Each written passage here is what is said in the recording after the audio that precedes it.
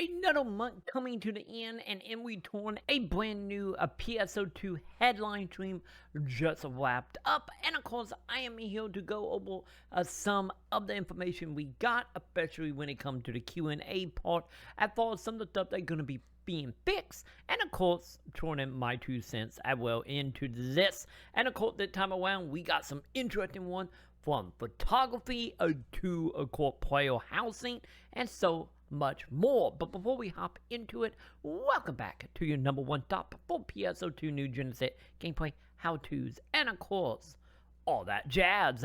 And of course, I do want to give a giant thank you to everybody that is supporting over on patreon.com/Maconn. Thank you, my dudes. And we will go more into that in a bit. But for now, let's go ahead and jump into our operation report. So to start off here, we did get a question all about, well, cameras, or more so about character fading in and out depending on how close you are to said player. Some of you might be fully aware of the whole issue that can happen if you trying to get a screenshot of somebody, might be a card player or outfit you just really like, and the character itself is you're trying to do it quickly without having to go into the photography mode, and you will notice that the character will just fade out after you get so close or so far away.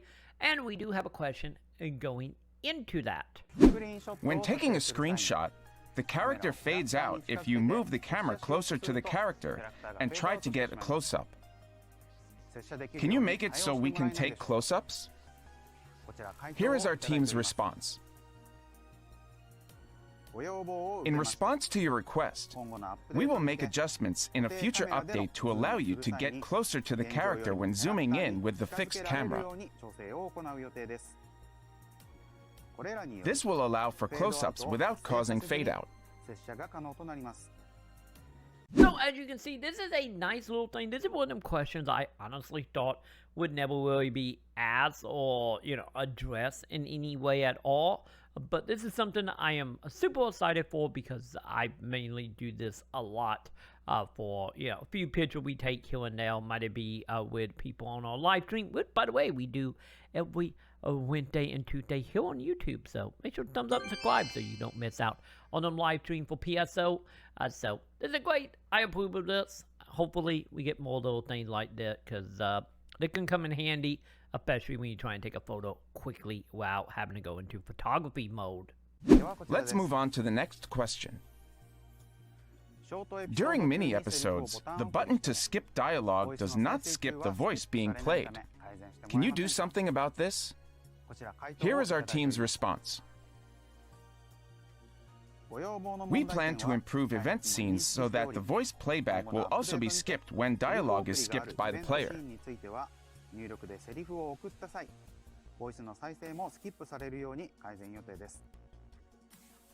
Please note that the specifications for event scenes in which dialogue proceeds automatically will remain the same.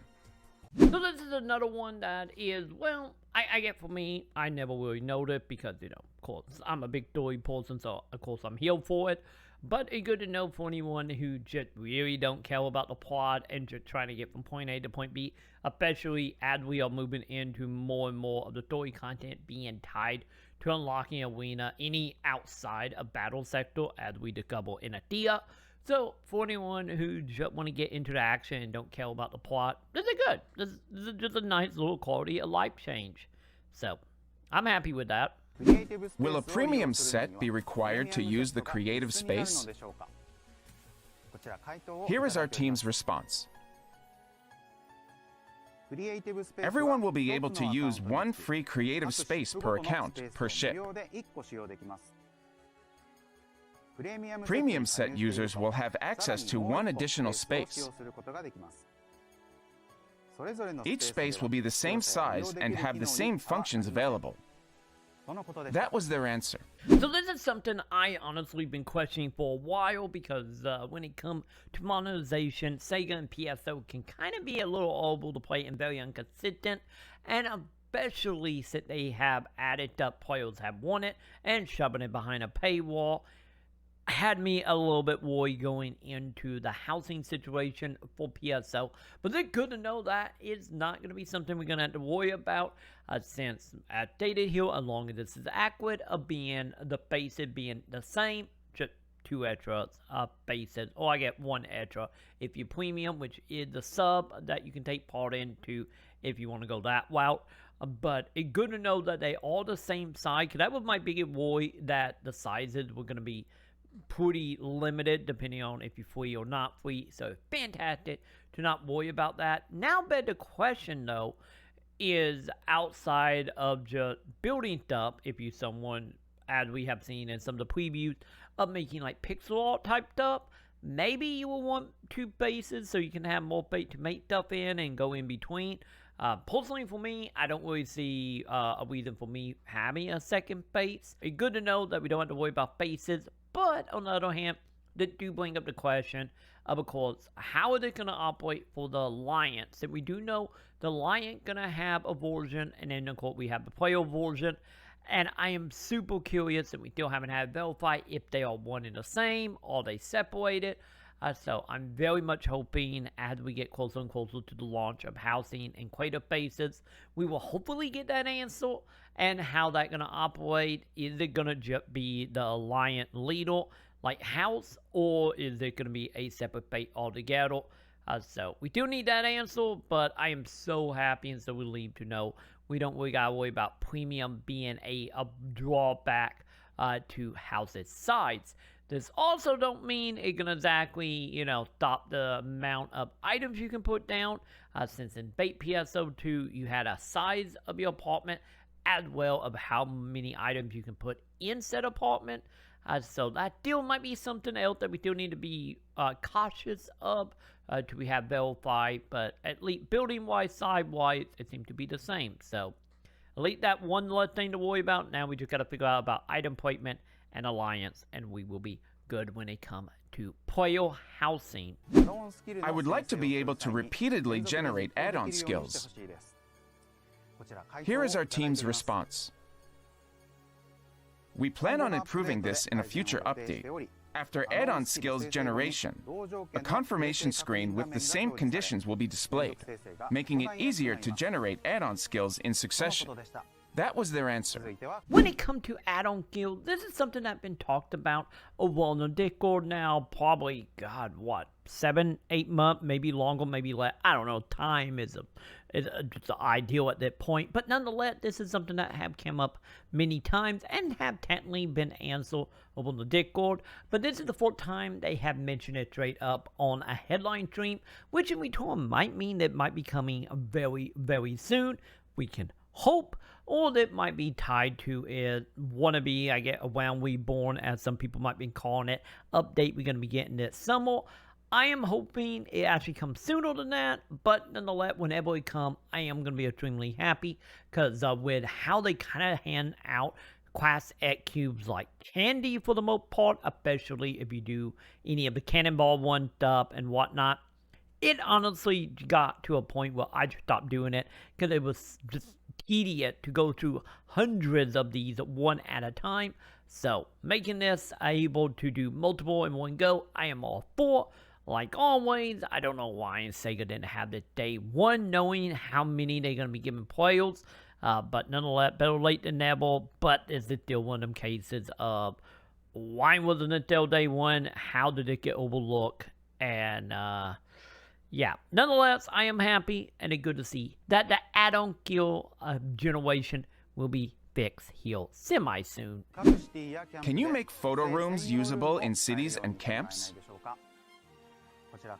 Here is our team's response.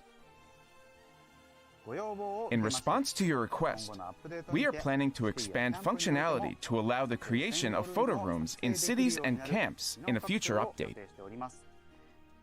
But when it comes to any more photography stuff, this is another one that is a nice little change. Like, don't get me wrong, you can technically, outside of weather, of course, you could go to a lower block to take photo. But since we do know the photo room do have the ability to change out like weather, lighting, and whatnot. This is honestly a very good night touch to be able to do it in the cities, especially since the cities are drastically different looking than other.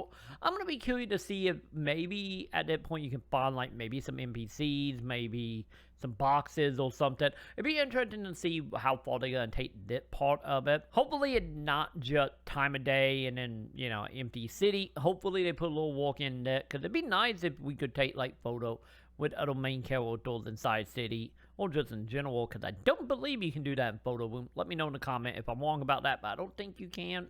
Hopefully with this, any more stuff should keep getting added to photo, because honestly, photo is fantastic, and every little bit will help when it comes to everyone that enjoy photography in PSO, which I know is a large amount of players. And there we have it. There is everything that was announced during the Operation Q&A report for Zipma in the headline stream. Honestly, some good ones here. A little odd that we had like 2 photography questions here, and one that I honestly didn't bet no one to care about, but hey, I will take it. But obviously, the player housing is the biggest thing to take out of this. So I'm still extremely excited for that. I want that come in June. I believe it's June. And hopefully it will be as good as it seems. And of course, I will keep you up to date on everything that is happening when it comes to that, because like I said, we still have a decent amount of questions leading into the release this summer.